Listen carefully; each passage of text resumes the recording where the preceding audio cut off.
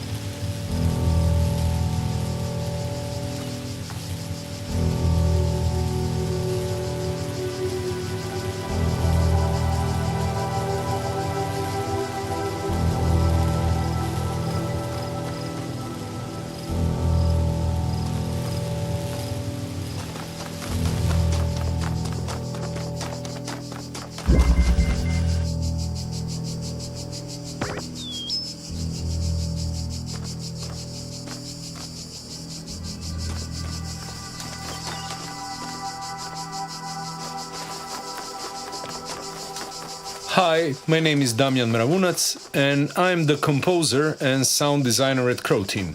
What was it like working on the original Talos Principle? Previous to that game, we released many Serious Sam games. And those games featured very heavily rock-oriented and rhythmic-driven soundtrack, full of energy, beats, vibes. But for the Talos Principle, I wanted to do something completely different. I wanted players to have a very relaxing and very calm experience, which would not interfere with their thinking process. You know, the core gameplay of Talos Principle is solving puzzles. So you want to work with that. So one of my choices was to not have rhythmic parts drive the music this time. So basically I tried to avoid having heavily pronounced rhythms or loops or anything like that. It's not like I completely avoided having percussion, but even when I used percussions, which you can hear mostly in Egyptian themed levels, I use them more as sound effects. They pop up here and there just to set the mood. As for the melodic parts, they're not so prominent. You know, I always cherish very strong, prominent melody. I love to have some theme that you can whistle or sing to. But in Talos, I didn't want that. because that way, when you don't have a prominent melody, the music can be played more often than usual, without fear of players being annoyed, or they needing to turn down the music because it loops constantly. So it's also a little bit of a trick to give your tracks more mileage. And one thing I also try to do is to avoid quantizing. So what is quantizing music? It means moving notes once you play an input notes, moving those notes to the predefined places on a grid. And this grid is made of bars and beats, which are musical terms. So by avoiding this quantization, the music just felt more humane and like it was really played live and not entered on a computer, which is how we composers compose music these days.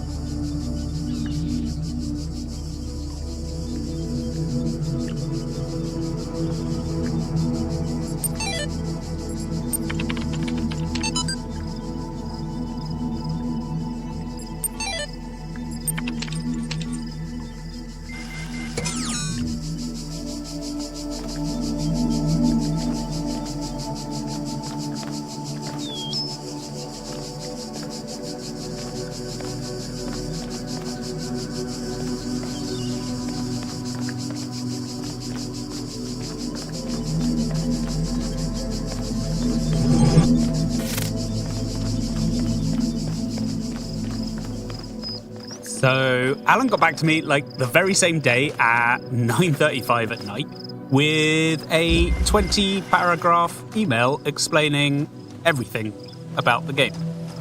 I won't read all of it. He spends like the first 4 or 5 paragraphs explaining more or less what the game is.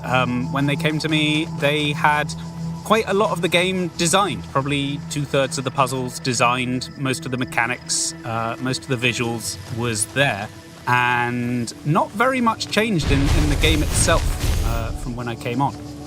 Now, that's been the case on pretty much every game I ever worked on. To be honest, most games, when I come on, they have a game already. Actually, the project I'm on at the moment is kind of a crapshoot in terms of there was nothing at all existing when I came on. And that's great because everything's up for grabs, but also it really helps to be able to sit down on day one and play a demo and see exactly what the game is. Then he goes on to the story, and I'll quote in full. It says, the last but very important piece still missing is the story. Of course, we didn't just come up with all this without how does this even fit in ever popping into our minds. Right from the start, we knew that we didn't want to compromise the gameplay or visuals. We were aware that the combination of all that we planned makes totally no sense in the real world. You're putting boxes on pressure plates and connecting energy beams through diamonds to open sci-fi doors in ancient Roman ruins to pick up Tetris pieces, and, I mean, I guess by now you think, can I have some of what you're smoking, right? And he says, so our idea from the start was to present this as a simulation that you are playing, kind of like VR. We would put some clues, like some objects rarely glitching visually, like bad holograms that would give out that what you see is not real. The point would be that at the end of the game, to reach the last level where you can see your real self sitting in a VR chair, and when you as an avatar turn off the simulation computer you wake up in your real self, stand up, and continue in the real world. We wanted to try playing the story on the what is reality card, but it didn't feel like that gives us enough space for nice story development, and didn't have much ideas on what you can talk about during the game. What we finally came up with is something we feel would work really well. Player would see himself as a robot, e.g. having robotic hands in first person, but due to the glitches it would be obvious that the whole thing itself is a simulation. You can figure out that the robot thing is probably just an avatar, and you will suppose you are in fact a human. But can you be sure? What we'd like to play on here would be an identity crisis. Am I a real live human being, or am I an AI programmed to think it's human? Kind of like the ponderings of some characters in Philip K. Dick's Do Androids Dream of Electric Sheep. Also, what are you doing there? Possibly you're being tested by programmers that created you. And how do you get out of the simulation? Ultimately, obviously, by solving the puzzles. But then we can have weird things and recursive loops at the end of the game when you do. Now, in a world like this, it can be a bit hard to come up with means to convey the narrative to the player. But we think we got some rather usable ideas. Firstly, we would use graffiti-like writings on the walls around the game levels. Those writings could bring the feeling that others were playing this same thing before you. Were they your previous lives, other AIs, other people? They're perhaps in different stages of confusion and despair, and it can show in their writings. Second, we'd like to give you opportunity to chat with a person or persons through various computer terminals scattered around the game. You don't know who they are. They could sound like AIs or perhaps like people. Perhaps they're programmers who are testing you. Each such discussion would be kind of like a dialogue tree, where you'd pick a line and the computer would reply and repeat that a few times until a small closure. We thought that it would be a good idea to pose those persons as psychoanalysts. Specifically, they would dodge your questions by asking counter-questions, like psychologists do.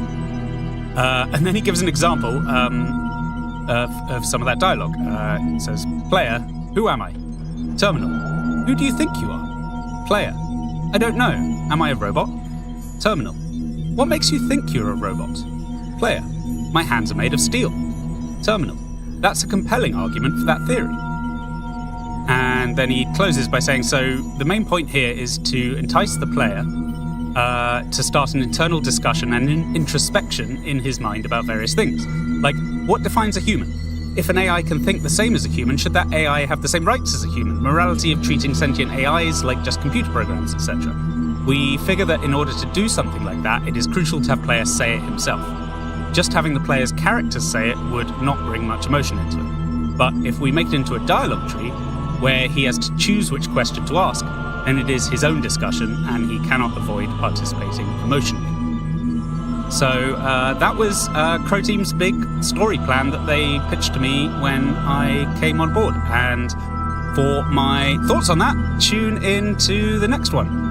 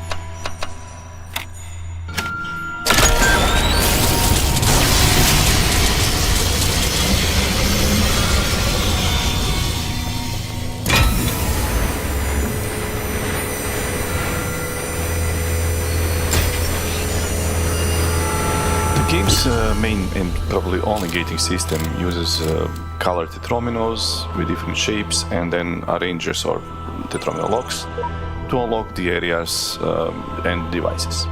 It's a pretty complicated system, it uses many variables that needed to be taken into account because it has many interdependencies, because it needs to account for colors, shapes, and especially for the redundancy. What that means? Redundancy means that we'd like people to have a choice.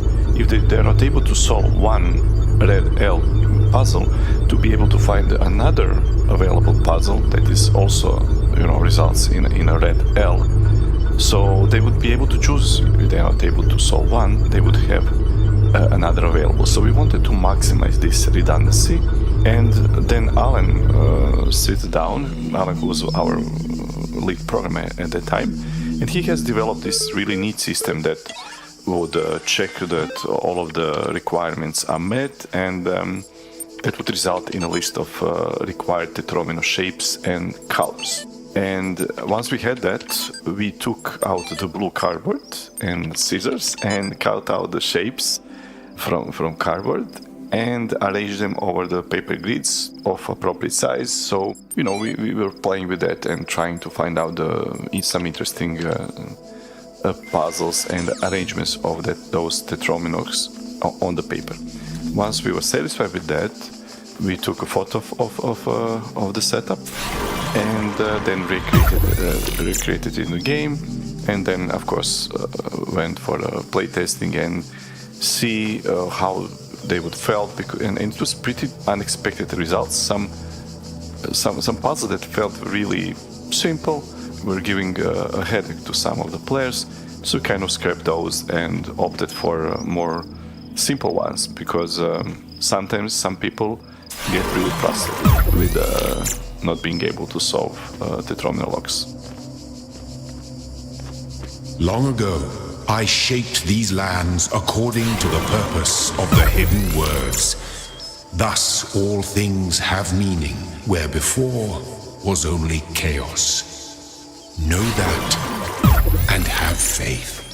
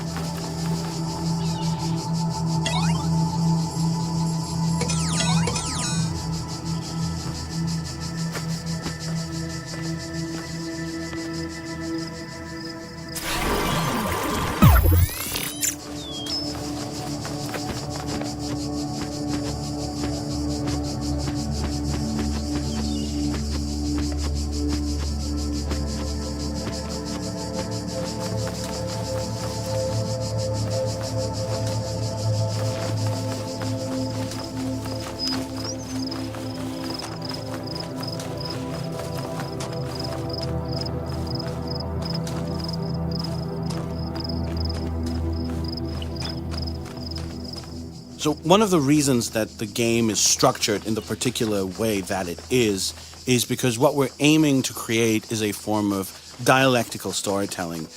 So I've talked in a previous recording, you may or may not have heard, about nodes and webs and threads, and so this is the way in which the information, the story content is really distributed throughout the world of the game in kind of small chunks and structures. And what that accomplishes is that all of these kind of interact with each other in the player's mind. So they all have connections, thematic, philosophical, and so on. And some of these are connections where they reinforce each other, and in some ways they also challenge each other or undermine each other. It's not so much that it's like a black and white pro and con. They kind of exist at an angle to each other that forces you to arrange them in your head and think about how these things fit together. And you as the player then have to think, and you have to accept some and reject others and kind of try to arrange them in your head in a way that makes sense. And ultimately, you should synthesize your own set of beliefs out of these. And that is something that is uniquely possible in the video game medium because it allows us to structure information in three-dimensional space in this particular way. And it's not linear as a novel would be, for example.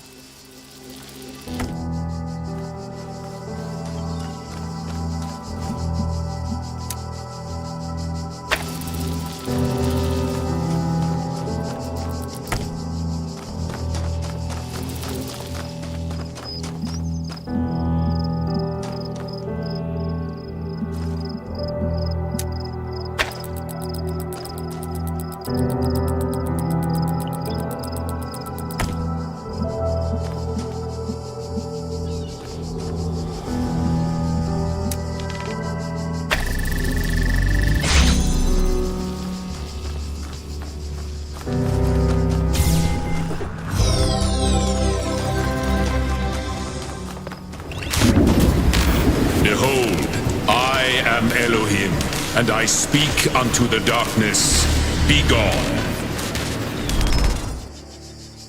Excess data cleared. We never really wanted to tell you how to use any of the mechanics. We wanted to skip the tutorials as much as possible, because they rob you of the discovery and exploration of the mechanics. The puzzles are tutorials, and they slowly teach you what is possible.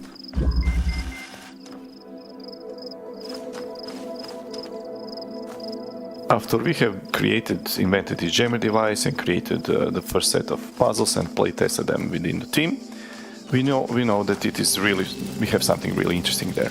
But we also knew that we needed more stuff. We needed additional devices to expand the gameplay. When we were thinking about it, we wanted to have something like that would mimic the dynamics of chess, where each piece, each figure has its own unique strengths and weaknesses, especially weaknesses. These abilities actually allow some very interesting, almost endless strategic combinations. So we set up on a search. We started searching for some new, interesting gameplay elements. The breakthrough actually came with the introduction of connectors and the energy lines. And the idea struck me when I saw my son playing a very, very simple mobile game where the goal would be to connect differently colored dots through a maze. So there was a maze, you had like 2 red dots, 2 yellow dots and 2 blue dots, and you would connect them through the maze. It immediately occurred to me that if I would be able to put this concept in 3D, it could be really, really powerful. This is how we came up with the generators, the idea for the generators, receivers, and connectors.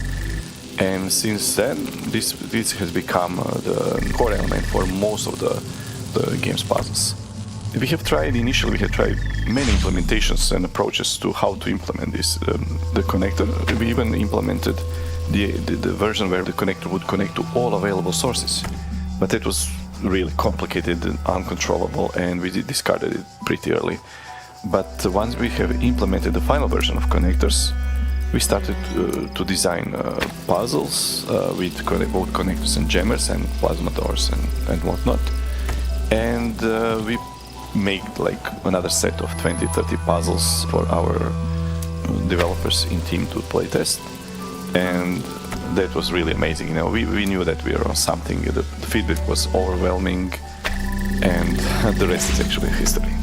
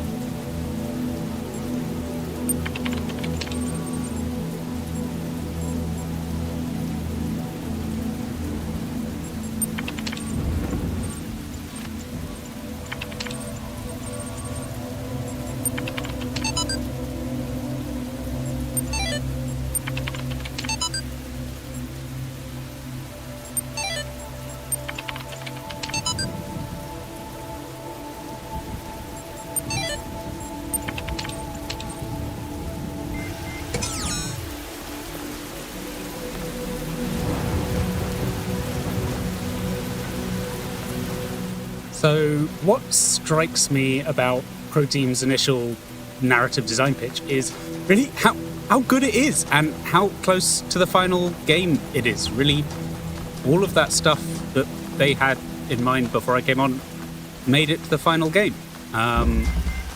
So full credit to Crow Team on that. They really did half our jobs for us on this. And I mean, I shouldn't give them too much credit. Like, I always say half the success I've had in my career is because I picked the right games. And as soon as I saw this email, I was like, I was very lucky to receive this email. They want to do some cool things, and I can do some cool stuff with it. The graffiti is something that Crow Team was always pushing pretty hard, and it was, I think, the last thing we did as writers in the whole game.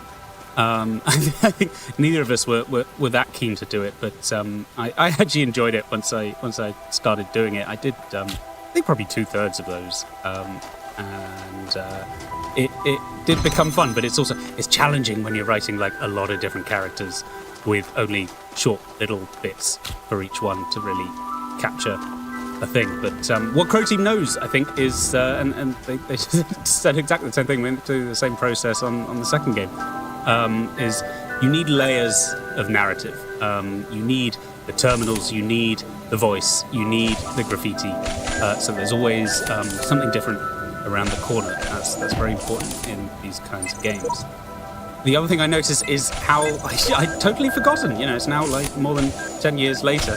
I'd forgotten how much of Milton really existed before I came on. The idea of this computer terminal that's sort of psychoanalyzing you and asking you questions and reflecting your choices back at you and confusing you and so forth. That was already there. I think I certainly made it my own. I think my Milton would never agree that anything was a compelling argument for a theory. So I did make him my own, but yeah, that plan was already there. And the other thing I noticed is that quite a lot of the key stuff that Jonas did isn't in this design, funnily enough, although I think he better understood and better cohered to what Crow Team wanted to do than I did. The stuff that he did, writing Elohim and Alexandra and so forth, the voice stuff, that wasn't in the plan, and he really wanted to do that voice stuff. I really didn't. I was quite excited to be doing dialogue trees, and he brought that all himself, and you know, there would be no Talos without Jonas, or certainly not as successful and heartfelt and special as it is.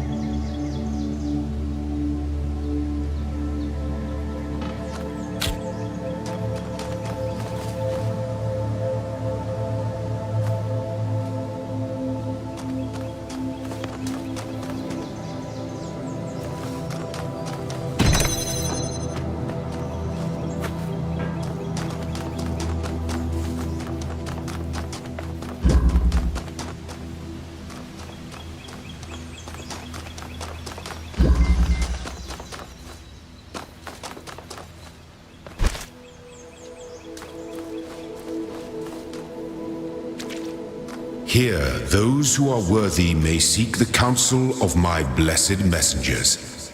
But their wisdom shall not be given easily, for your accomplishments must be your own.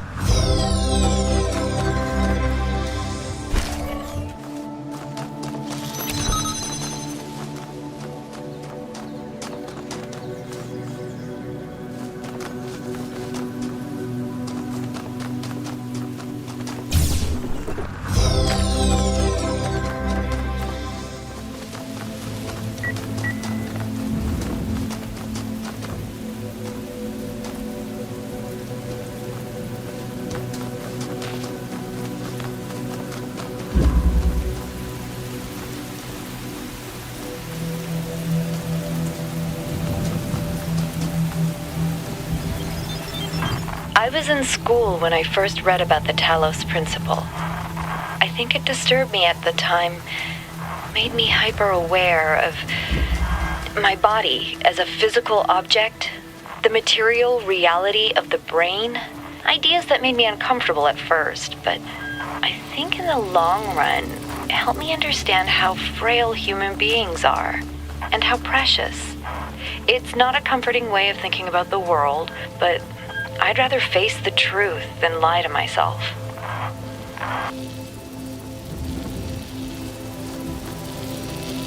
During our early prototype sessions, we were observing how players play the puzzles, and we kind of have seen that they have some issues with the visibility of the devices. Sometimes they would not be able to spot a device in the labyrinth because the environments, the backgrounds were like noisy, busy, just like ivy or just a brick wall, and they wouldn't notice the device. That was really a problem for us because it clashed with our main design goal, and that is always to provide a seamless, enjoyable core gameplay experience. We never make any compromise with the core gameplay loops. It has to be just perfect, so the players will not fight with the devices in any way. They have just to fight and concentrate with the puzzles. Everything else has to be serving that single purpose, so that players would think only about the puzzles. So I believe it was Alan who came up with this idea to use so-called bumblebee color scheme, where we would combine yellows and blacks for the devices. That kind of assured that the devices would stand out clearly in almost any environments. Sometimes you would see yellows, sometimes blacks, it really depends, but they would stand out. And we kind of took this inspiration from real-world industries, where many tools and equipments often uses the same color scheme for better visibility. Once we have colored our devices using this bumblebee color scheme, we never had any problems. We never observed again that players have hard time finding the devices in the environments.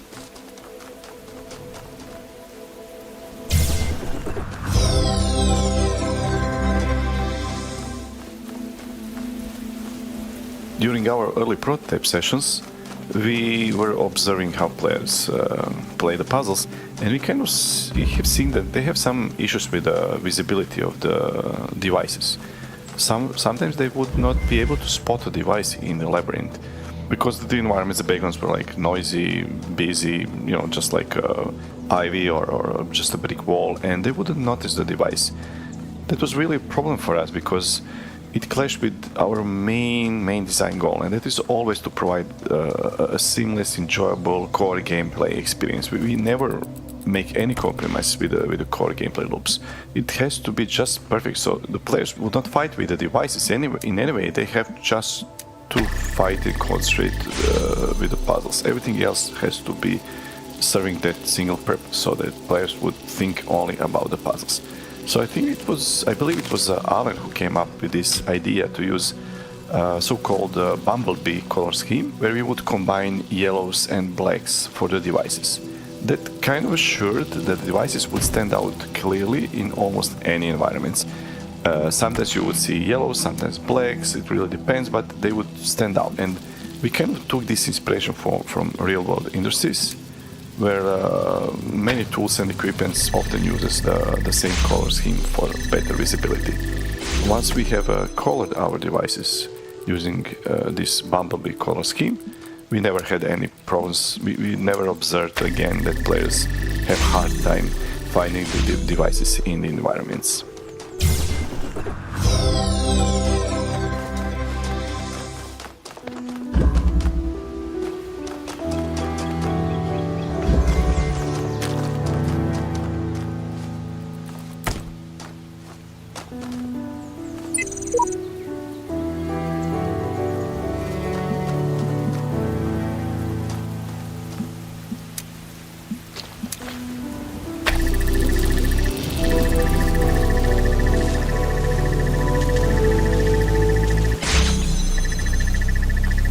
We took a lot of inspiration from the real world when designing objects. The terminals, they were made to resemble very early personal computers from the 80s. For example, jammer and connector, they were influenced and inspired by geosurvey tripods. The mines, both black and white, they were based on some real military naval mines, and other elements like elevator buttons, fans, QR codes, and objects that are hidden in secret areas. They were either replicas or were heavily influenced by real-world items.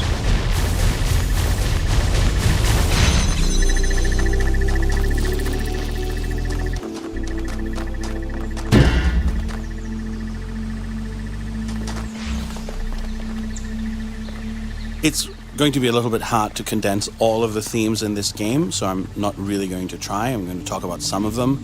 The idea from the beginning was to create something very rich and sort of elusive that could be interpreted on a lot of levels and that had many connections kind of reaching out into the world of philosophy and art and literature, and that would allow you to immerse yourself and then maybe also seek out some other things, and that would just give you this feeling that you're surrounded by all these ideas.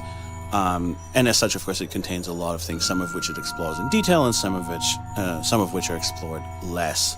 The most central theme probably is just materialism as expressed through the Talos principle itself. So are we machines? And if we are machines, how do we find meaning and purpose in life if there is no soul, no God, no anything, or even if there is a God, but he created us this way? So there are a lot of different answers, and the series does present different answers. Like various characters have different ideas about how to live with this, or whether this is even correct or not. But I do think that what the series itself is kind of not pushing on you, but it is a central theme of the entire series through its most important characters, is that we can find meaning in humanity, in our common history, and in civilization and its achievements.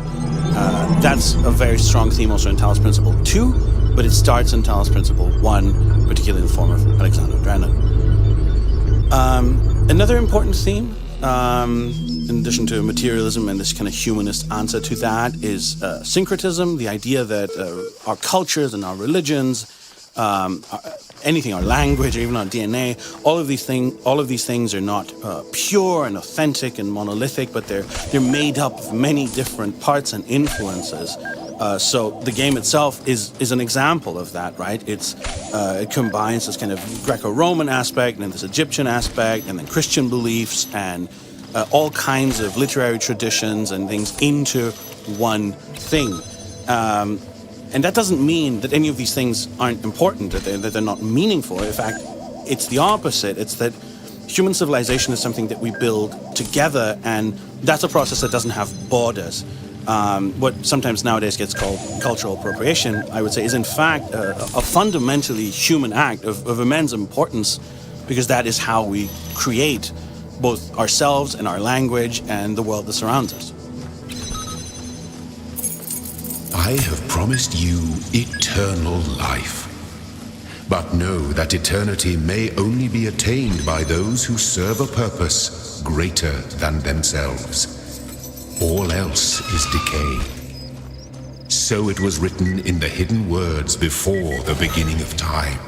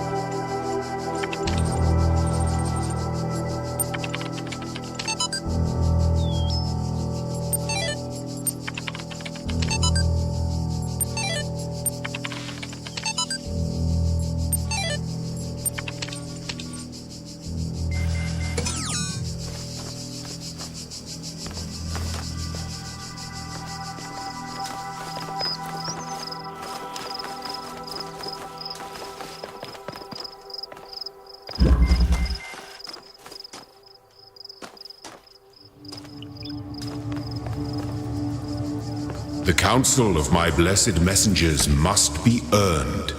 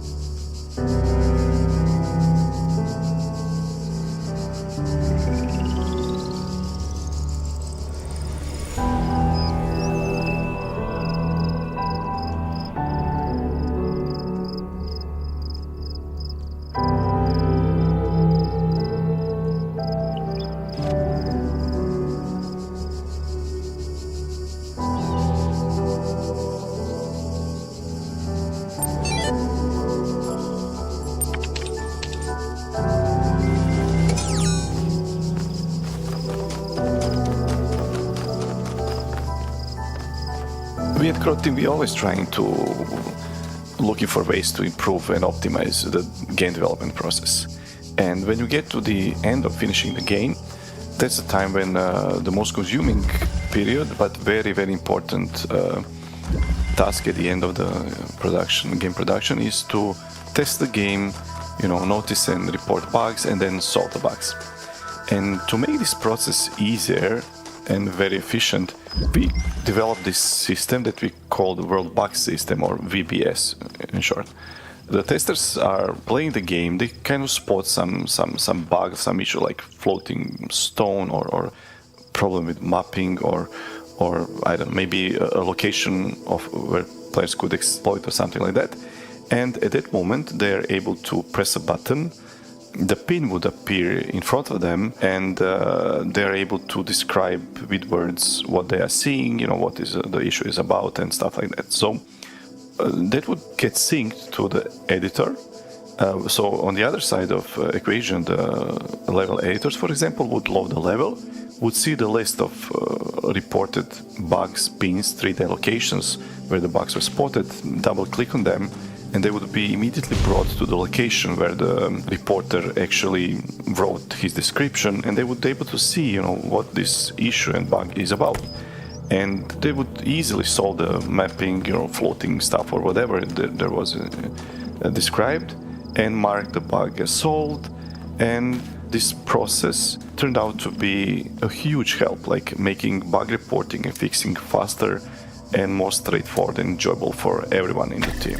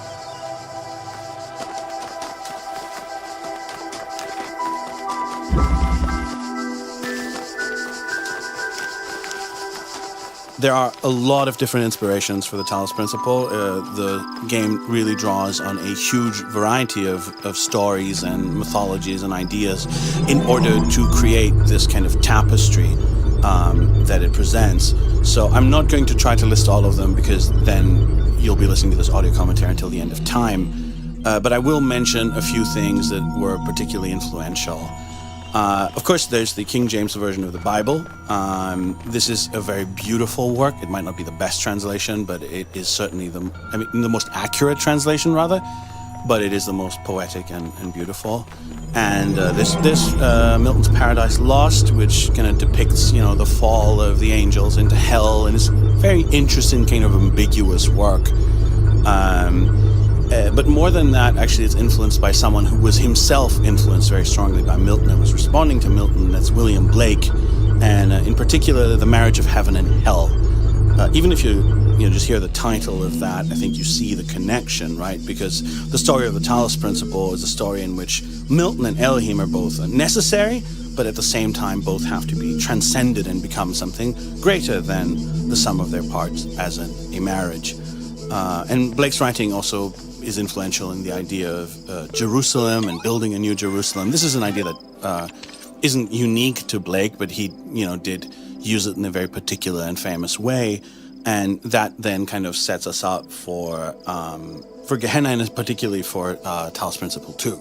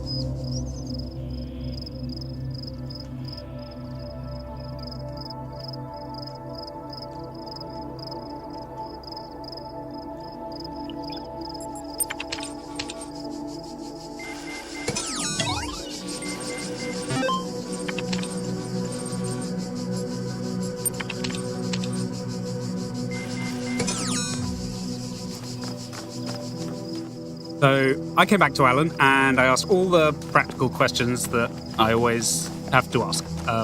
What state is the game in right now? What's the deadline? What kind of resources have we got?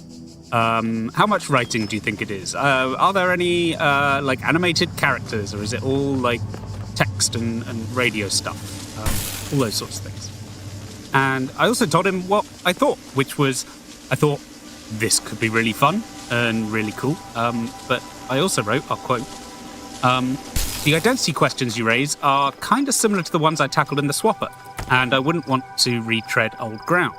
This being said, if you guys are open to some adaptations, I think there are some interesting angles. For instance, if you were to take a slightly Tron angle to the VR system you're exploring, i.e. text throughout the game relate to the system as a whole, explaining its function in some way, then the world can be a metaphor for just about any system you like. You could be exploring a political infrastructure and uncovering a conspiracy. You could be exploring a living AI brain, slowly activating its personality circuits, though that sounds a bit GLaDOS. In fact, whatever happens, you should definitely check out, and this changed the entire course of the game. I said, whatever happens, you should definitely check out Infinite Ocean. It's a Myst-like adventure game which, frankly, tackles precisely the topics you're interested in a far more precise and subtle fashion than I think I ever could. And, of course, Infinite Ocean was the most recent release by one Jonas Kiratsis. Oh, and here in Alan's reply, actually, I spoke too soon in the last section when I said Jonas brought everything himself, because actually this particular idea came from Crow Team. Alan wrote, by the way, we got a few more ideas today. We thought that reaching the last part of the game, the Nexus Tower, could be presented differently. Maybe the person behind the terminals or the messages or even some voices, whatever we think works best, warns you that you must under no conditions ever go to the Nexus. We could try to present the thing the way Original Sin is presented. So think about it this way. You are an AI who is being tested for his mental capabilities, but you turn out to have also empathy and free will. It can appear as if the Nexus is the tree of life. You should listen and not go there, but you cannot resist the temptation. But in the end, is that really the will of the Creator? I mean, did God put the tree there because he wanted to test Adam and Eve and their obedience? Or if having their own free will was actually the final test, whether they are ready for life in the real world? So perhaps this simulation is a world where AIs are tested for both mental abilities and free will. It may appear as if free will is a negative characteristic, but in the end, maybe you realize that is the point. All the previous AIs have failed because they obeyed. They were not human enough to succumb to temptation. And then he says, but seriously, if you come up with the idea that the player should be a dwarf in an enchanted castle trying to get out, whatever, as long as it works, okay? So we go on to shoot around some ideas back and forth. And one thing that sticks out to me is at one point I say, we should be careful with images like someone holding up a bright red rose, cliche alert. And actually, I think the cat is better. And Alan replies saying, yeah, that's probably better. And a cat can be more interestingly made a central motif. It is live, moves and makes sounds. It's interactive and cute. We could make a cat in a cage the central point of the Nexus and the final goal. Now this bloody cat idea. I mean, it was on all the posters and it's marvelous. And there was a lot of back and forth and ideas around how much the cat is in the game and how central to the game it is. But I'm glad it made it through in some shape or other. So after a bunch more back and forth, I come back with my proposal. I say, what I'd like to suggest is this. I still think that Jonas Karatzis, who did Infinite Ocean, which I linked previously, would be perfect for this gig. He's based in Germany, so closer to you than I am, and I expect he would be up for it. What I wonder is whether you would be open to either taking on Jonas for the role, or if he was up for it, taking on both of us as a writing team. I've never worked with him personally, but based on his work alone, I couldn't think of anyone better. Now, that's probably the smartest thing I've ever written in my entire career. What was going through my mind at the time was, like, I've just done The Swapper, which is another abstract puzzle game with a philosophical narrative, and I really, at the time, I still do, I keep trying to do smaller things, more carefully crafted, minimalist things, partly because I'm bloody ADHD and my attention does not stick for long enough to do these big projects. So I was a bit nervous about taking on another big abstract philosophical puzzle game, and I wanted to share the load. And I had just played Jonas's game, and I really did think he'd be perfect. The rest, as they say, is history.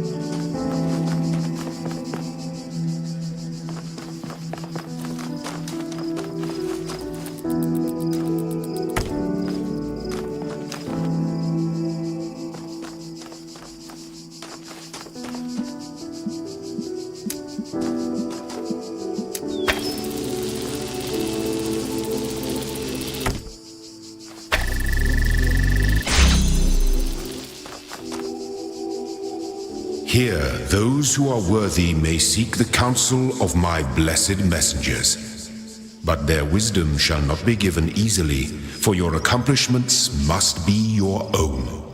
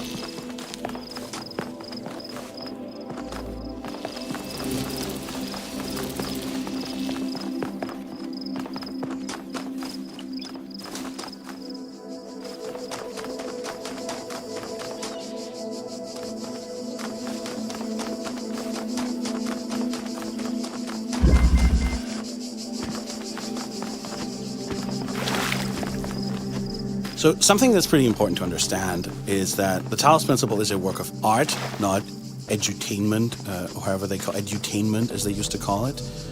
So terrible term. I hate it.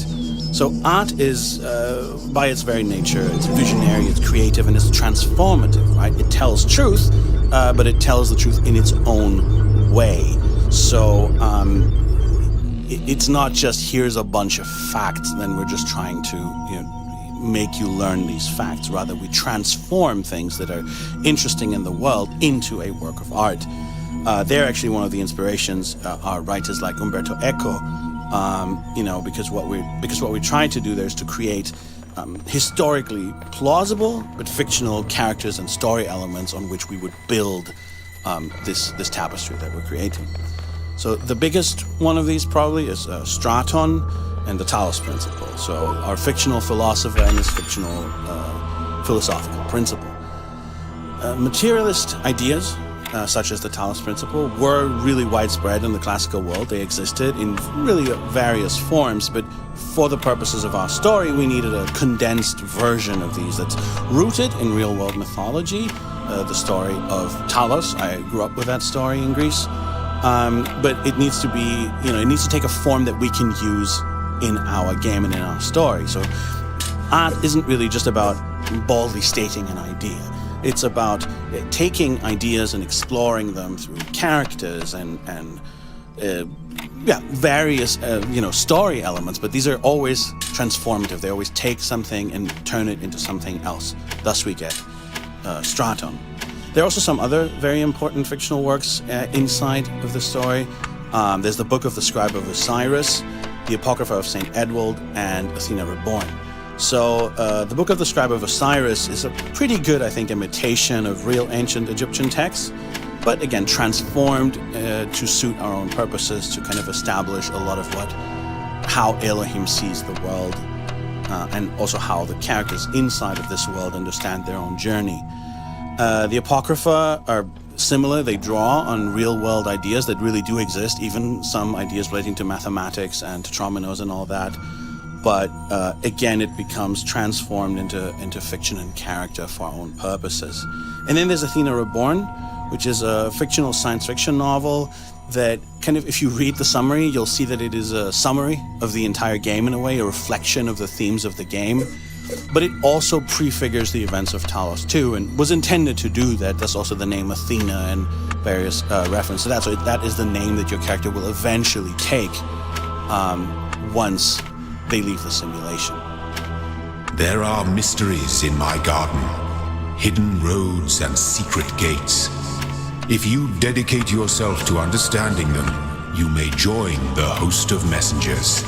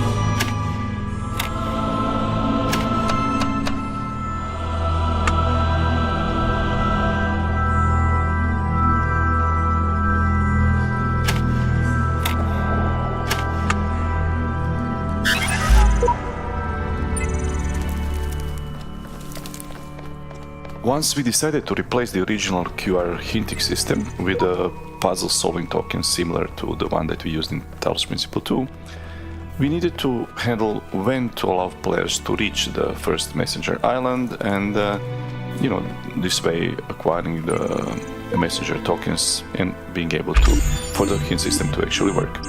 But it was not appropriate for players immediately after exiting the first cluster and then reaching the temple for the first time. It was not actually good. It didn't feel well for players to be able to just go straight up to the messenger island, get to know those strange messages, would not know what is it all about, and also not being able to solve the freedom messenger because that tower needed some complex mechanics that would open in the B world or C world actually. So that was kind of weird, and we tried to solve this problem, and we take a look a little bit at how the other two islands are, what they require and how they felt. We saw that the third island that was in the original game accessible from the medieval temple, from the church, we saw that it actually uses very simple Tetromino ranges and that it requires only a connector mechanics to be unlocked for the messenger to be freed. So we decided to swap the first and the third messenger islands, and we got what we wanted. Actually, we wanted the players to get to the island only after all the mechanics needed to solve the messenger would be available, and it would not be like immediately in the game, and it would not even be too late in the game. So somewhere in the middle, around the middle of the first episode of the World A, players would be able to get tokens and help them solve some of the puzzles that they would have problems with later in the game. And we really thought that this is a good improvement compared to the first game.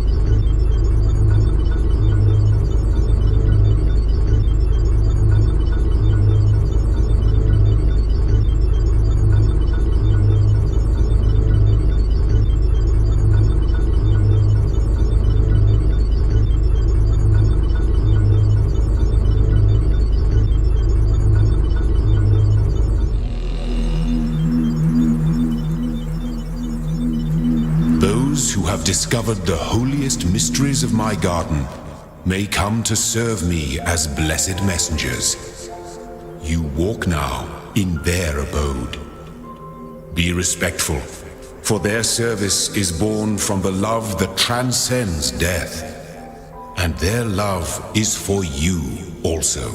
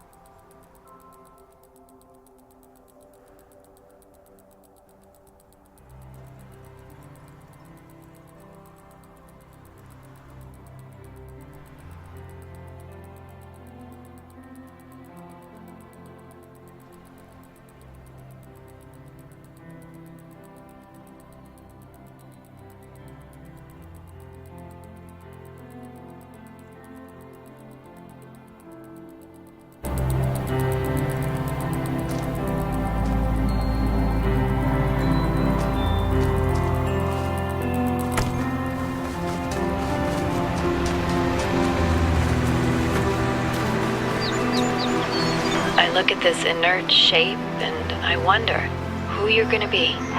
Will you hold the same values as we do? Will you love us for having created you? Will you resent us for having put you into an uncertain and dangerous world? Looking back at our history, our achievements, our crimes, what will you make of us? Will the world you create be like ours, or so different that we can't even imagine it? Either way, I hope that you'll find this little blue planet to be as beautiful as we did. I hope you'll take care of it a lot better than we did. And I hope one day you'll look up and reach for the stars.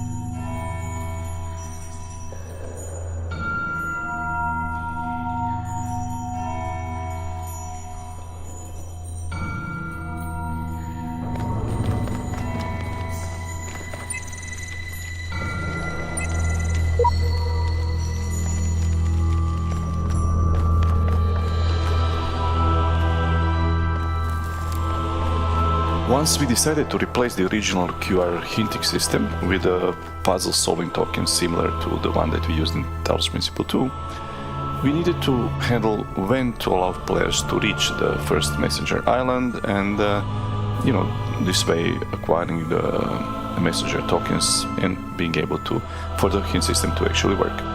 But it was not appropriate for players immediately after exiting the first cluster and then reaching the temple for the first time. It was not actually good. It didn't feel well for players to be able to just go straight up to the messenger island, get to know those strange messages, would not know what is it all about, and also not being able to solve the freedom messenger because that tower needed some complex mechanics that would open in the B world or C world actually. So that was kind of weird, and we tried to solve this problem, and we take a look a little bit at how the other two islands are, what they require and how they felt. We saw that the third island that was in the original game accessible from the medieval temple, from the church, we saw that it actually uses very simple Tetromino ranges and that it requires only connector mechanics to be unlocked for the messenger to be freed. So we decided to swap the first and the third messenger islands, and we got what we wanted. Actually, we wanted the players to get to the island only after all the mechanics needed to solve the messenger would be available, and it would not be like immediately in the game, and it would not even be too late in the game. So somewhere in the middle, around the middle of the first episode of the World A, players would be able to get tokens and help them solve some of the puzzles that they would have problems with later in the game. And we really thought that this is a good improvement compared to the first game.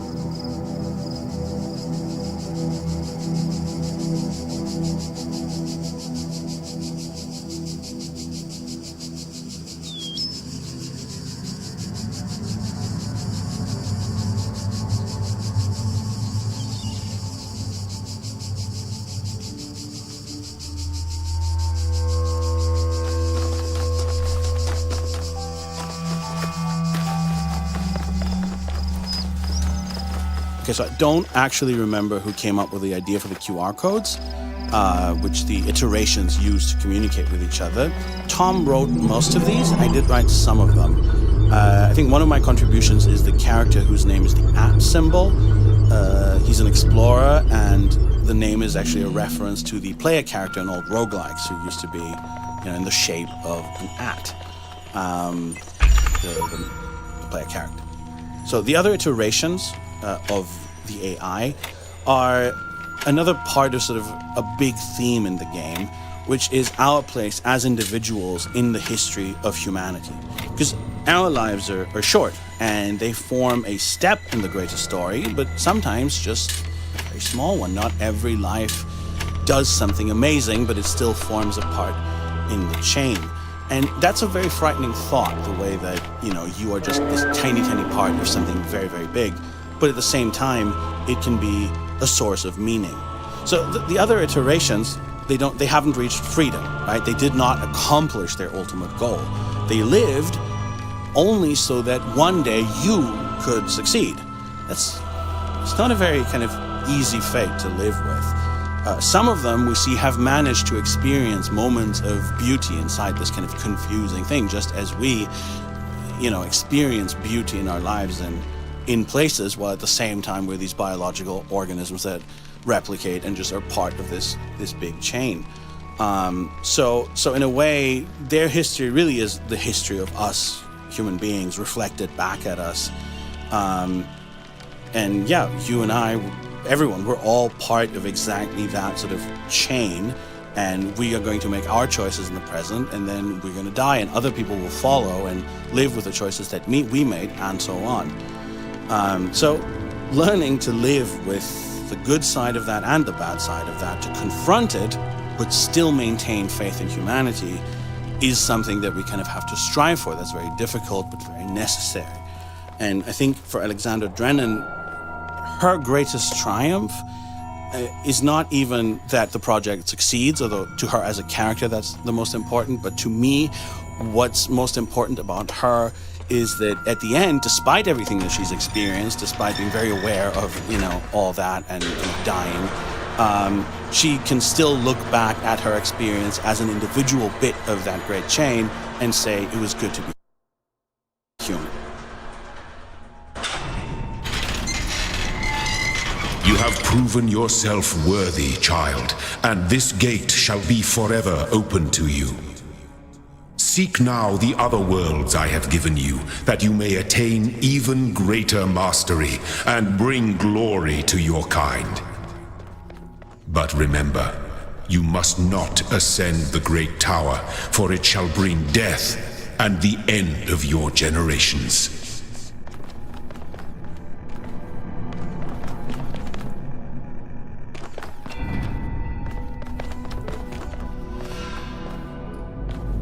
The Talos principle required really extensive testing, and we want every puzzle to be solvable throughout the game development. We had almost around 100 puzzles, and to playtest through all of this for humans was really, really tiresome and annoying, and it would take almost 10 hours to go through that.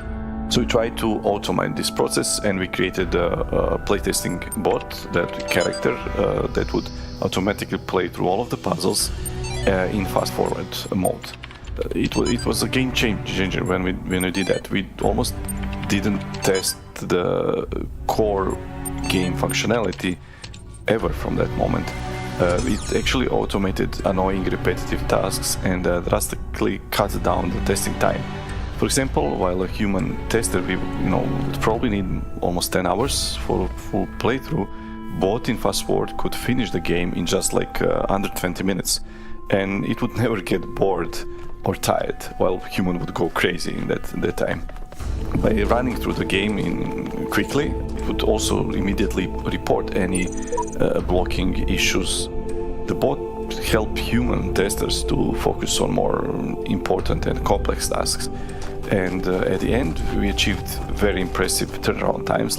Within 1 hour after a code or content change being submitted, we had a bot run through the game and reporting if there are critical issues or not.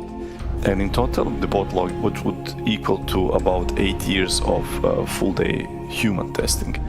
So all of this highlights how efficient and essential the bot was to development of the Talos principle.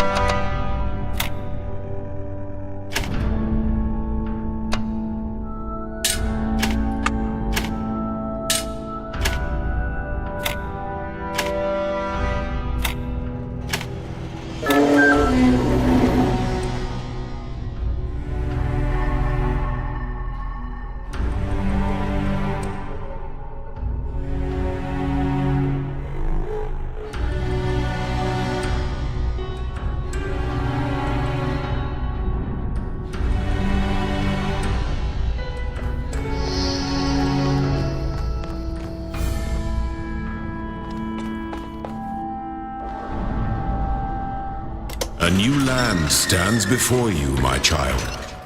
And know that this is a land of death, but also great beauty. As you walk amongst these tombs, consider all those who came before you, and how they served the greater purpose of which you are also part.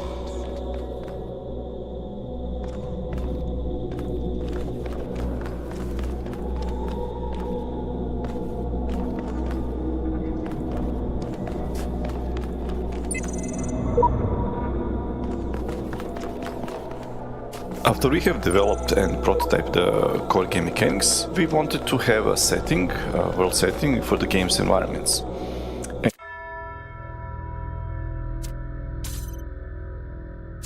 And we needed